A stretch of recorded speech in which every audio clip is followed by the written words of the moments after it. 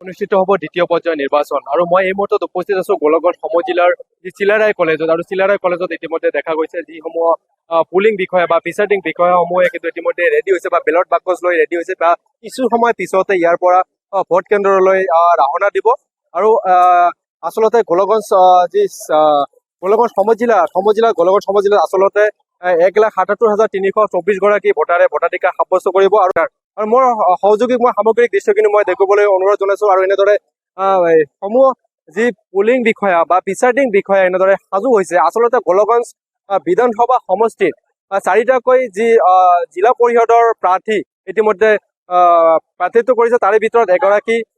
প্ৰাৰ্থীয়ে কিন্তু বিনা প্ৰতিদ্বন্দ্বিতাত জয়লাভ কৰিছে আৰু তাৰে ভিতৰত 2টাকৈ আঞ্চলিক পঞ্চায়ত আৰু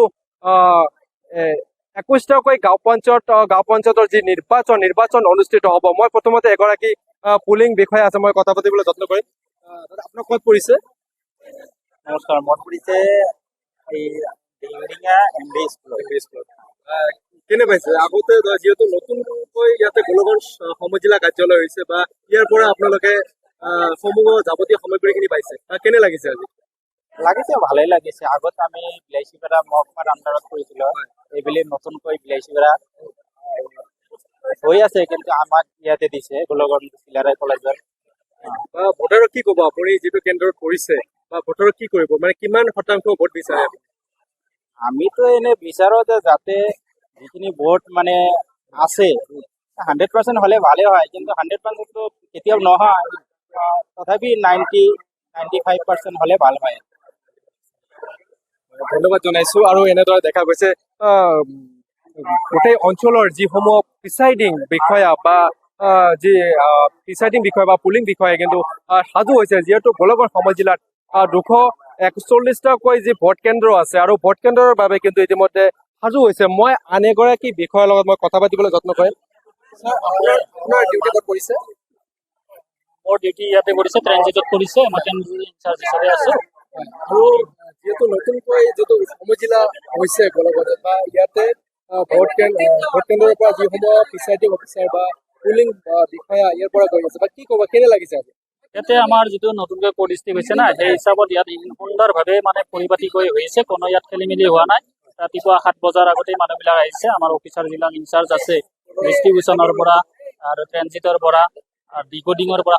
সকলো মানুহে টাইমত আহিছে আৰু কোনো মানুহৰ ইয়াত অসুবিধা হোৱা নাই আৰু আমি এইখিনিয়ে ভাল পাইছোঁ নতুন ডিষ্ট্ৰিক্ট হিচাপে ইয়াত যিখিনি সুন্দৰভাৱে পৰিপাটি হৈছে আমি খুব সন্তুষ্ট তাত ষ্ট্ৰং ৰুমৰ ব্যৱস্থা কৰা হৈছে সুন্দৰভাৱে কৰিছে ইয়াত ধন্যবাদ জনাইছো আৰু মোৰ সৈতে আন এগৰাকী বা চিলাৰায় কলেজৰ যি অধ্যক্ষগৰাকী আছে বা দায়িত্বত থকা মই তেখেতৰ সৈতে কথা পাতিবলৈ যত্ন কৰিম আচলতে যিহেতু আপোনাৰ বিদ্যালয় মহাবিদ্যালয়খনত ষ্ট্ৰং ৰুম বা যাৱতীয় দায়িত্ব ইয়াতে দিছে বা কি ক'ব এতিয়া আমাৰ কাৰণেও চেলেঞ্জ হৈছে এইটো এটা এইবাৰ যিহেতু পঞ্চায়ত মানে আমাৰ গৌৰৱ গতিকে ৰাইজৰ ওচৰলৈ এতিয়া পঞ্চায়ত আহি আছে আমি আমাৰ চিলাৰায় কলেজখনত এই ষ্ট্ৰং ৰুমৰ পৰা আৰম্ভ কৰি distribution cell decoding cell receiving cell verification counter কাইলৈ হ'ব গোটেইখিনিৰে ইয়াত ব্যৱস্থা কৰা হৈছে কিন্তু আমাৰ যিখিনি পাৰিপাৰ্শ্বিক অৱস্থা আছে তাৰ মাজতে কৰিছোঁ অলপ বতৰে অলপ আহুকাল লগালে এতিয়া অৱশ্যে বতৰ ফৰকাল হৈছে আমি আশা ৰাখিছোঁ ধুবুৰীতকৈ অলপ খেলা হেঁচা ইয়াত কম হ'ব খোৱা লোৱাৰ কথা আমাৰ খোৱা লোৱা বিভাগে চাব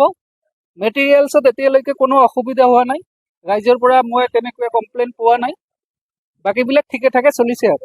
ৰাইজৰ সহযোগিতা কামনা কৰিছোঁ আৰু এনেদৰে দেখা গৈছে যে ইয়াতে বা গোলাঘাট সমজিলাৰ পৰা যি চিলাৰায় মহাবিদ্যালয়ত যি যাৱতীয় যি ব্যৱস্থা ইয়াতে ব্যৱস্থা গ্ৰহণ কৰিছে আৰু ইয়াৰ পৰা যিসমূহ পুলিং বিষয়া বা প্ৰিচাইডিং বিষয়াসমূহে বাকচ লৈ যি ভোটৰ বাকচ লৈ ইতিমধ্যে ইয়াৰ পৰা ৰাওনা কৰিছে ভোট কেন্দ্ৰলৈ